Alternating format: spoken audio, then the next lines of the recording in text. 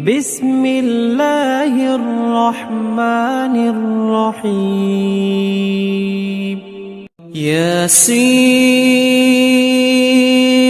والقرآن الحكيم إنك لمن المرسلين على صراط مستقيم تنزيل العزيز الرحيم لتنذر قوما ما أنذر آباؤهم فهم غافلون لقد حق القول على